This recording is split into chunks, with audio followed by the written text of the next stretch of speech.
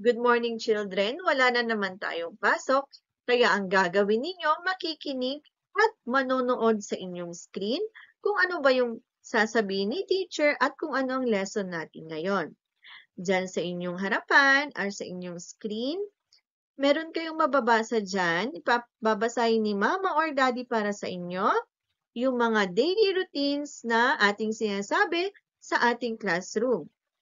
First, yung days of the week, kakantahin nyo yung Monday hanggang Sunday. Susunod dyan, you will recite, i-recite ninyo yung ang aking pamilya. Pangatlo, yung I have feelings. Pang-apat, yung 10, bawasan ng isa, magiging 9. O hanggang 0 yon. And then last one, yung 0 finger, 1 finger, put together. Ano ang sagot? Okay, dyan sa inyong screen, merong mga numbers 1 to 12. Isa-isahin natin. Tignan itong i-mark ni teacher ng black pen. Okay, babagintin nyo isa-isa yung mga numbers. Ready? Go!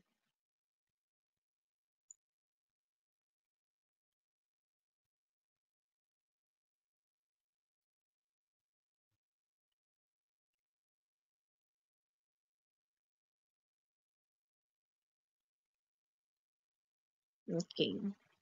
Ngayon naman, isa-isahin ulit ni teacher, hindi na dire-diretsong 1 to 12. Okay, tignan ulit yung lalagyan ni teacher ng line. Number, number, number, number.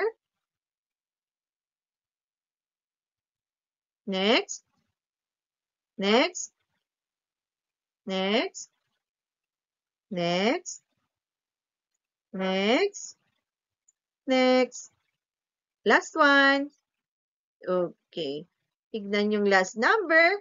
Number 12. Okay. Ngayon naman, kayo ang sasagot dyan sa inyong screen. Si teacher magbabanggit ng number and then kayo ang magtuturo. Okay, get ready sa inyong tablet or cellphone or sa inyong laptop.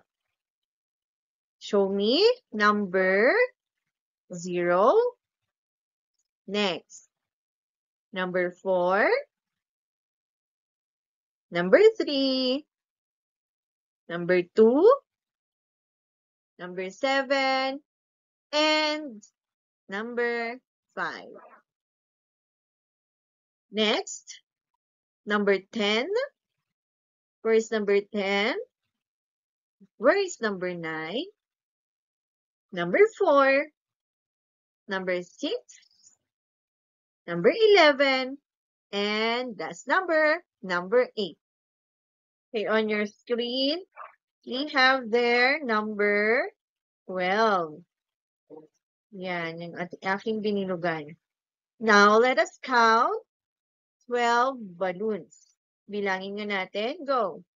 1, 2, 3, 4, 5, 6, 7, 8, 9, 10, 11, 12. Now, you count it alone. Kayo lang ang magbilang. Go.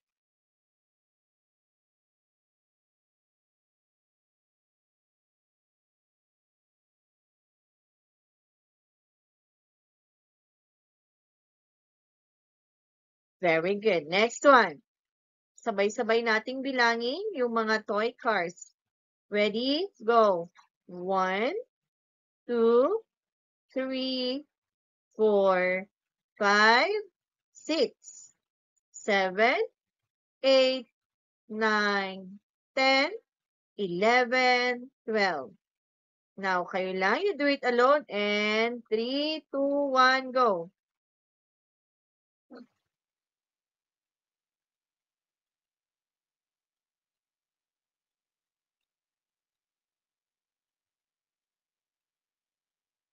Okay.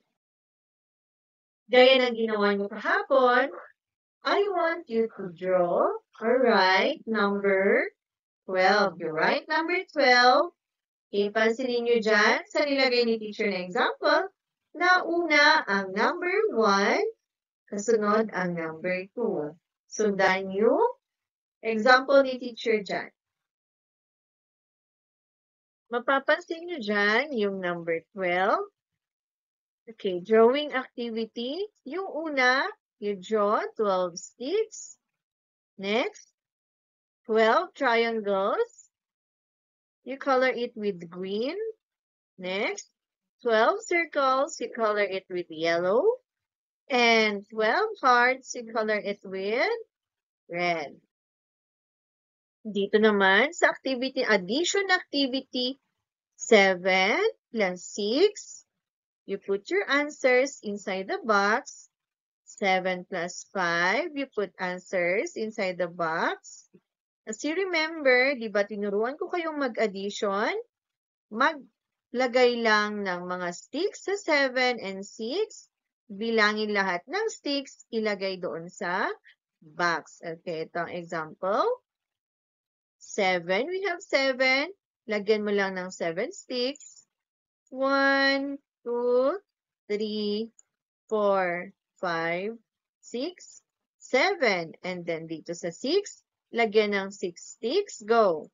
1, 2, 3, 4, 5, 6.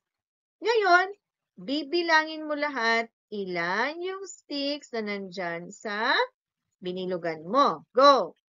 1, 2, 3, 4, 5, 6, 7, 8, 9, 10, 11, 12, 13.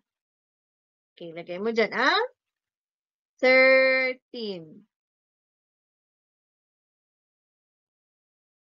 Okay. Ngayon naman, gawin niyo yung isa. 7 plus 5.